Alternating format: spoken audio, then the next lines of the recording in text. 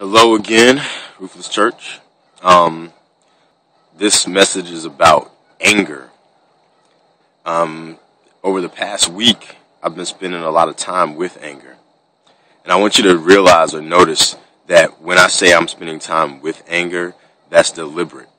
I could have said I was angry or I was in anger or enraged or something like that. But I deliberately chose not to say that because if I said I am angry or I was angry, then the way that I take that would say that I was the embodiment of anger, that my whole being was anger or something like that, which wasn't the case. I was, however, influenced by anger. I was in a relationship with anger, and so I choose to say that I spent a lot of time with anger over the past week. Now, I won't get into why I was spending that time with anger, but I will get into a couple of things that I learned from anger. So the first thing that I would want to point out is that saying in the Bible where it says anger but do not sin, and don't let the sun go down on your anger. Well, the sun went down on my anger a few times, so I'm not going to say that I accomplished that, but I did think a lot about the saying of anger and do not sin, and but do not sin. And some of you who visited my blog before know that I don't believe, almost getting a little about this subject. Like, I don't think that Jesus was a person that didn't get angry. And there's a lot of spiritual people, no offense to you, who think that you're being spiritual, who feel like to be spiritual means to not have feelings, to not get angry, or whatever feelings that come up. They kind of think that they have you ever met a person, they think they're spiritual and they go, hello, how are you doing? And then they talk really soft, or if somebody pisses them off, they'll be like, that's okay, yeah, that's awesome, that's okay. But they're full of non-truths. So I get annoyed and angry or I hang out with anger when I encounter that belief because it's unhealthy and untrue, in my opinion. Because it does say anger but do not sin, which means anger is sometimes the appropriate response to a situation. I pointed out before how Jesus, they tell the story of Jesus flipping over the money tables and making a whip of cords and driving the animals out in the temple because he was not too happy about how they had made the temple what he called a den of thieves or something like that. So that was anger, but did he sin?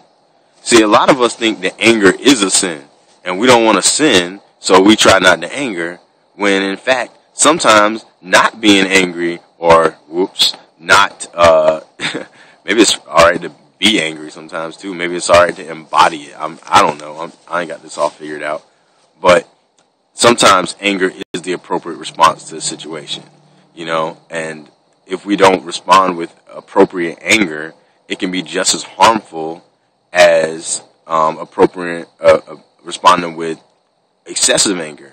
And some of us might say, no, it's good to calm yourself down and don't let the ego blah, blah, blah, or whatever. But sometimes, anger is here.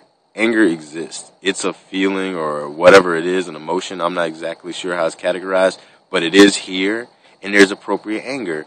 And when I was reading the Bible and I was looking up a lot of stuff about anger, because I was experiencing this relationship with anger, and I thought about Nehemiah and how he got angry because people were trying to set him up and they were trying to rebuild this wall, and people were trying to foil the plan, but it was he was doing something that was good and good for his people. And we can get all into the politics of it and the right and the wrong of it among nations and religions and all the other stuff, but that's not the point. I think that a lot of the stories in the Bible, because the stories in the Bible show when Israel was looking silly and making some not so smart choices, and when they were making some smart choices and following God. So I think that the stories aren't about saying, well, these people got it right.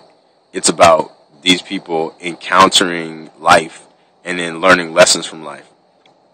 And some of the lessons are that it's appropriate to have anger. Sometimes It seems, in those stories where God's like wrathful and he's like, "Oh, vengeance is mine," or whatever the case may be.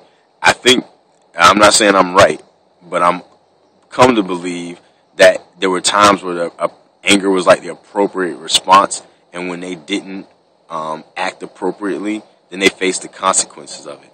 And a lot of us, even with our own human version of justice, which might be not all accurate, there are times when we get bothered because we know that we didn't respond appropriately to the situation, and that throws everything off. I mean, I've been in relationships because I'm not a person that actually experiences anger too much, but it's not because I think it's wrong. It's just some stuff I just think is not worth the energy of getting angry about. And I've had people who needed me to get angry in their minds in order to regulate themselves, who said that they continued to go in a negative direction because I didn't get angry. And that confused me for a while. But as I matured, I came to understand that sometimes anger is the appropriate response. And sometimes people can't gauge themselves unless anger comes out. So that's pretty much where I'm coming from with that particular story. I'll get into it more in the blog, but hopefully you guys get something out of it. Peace.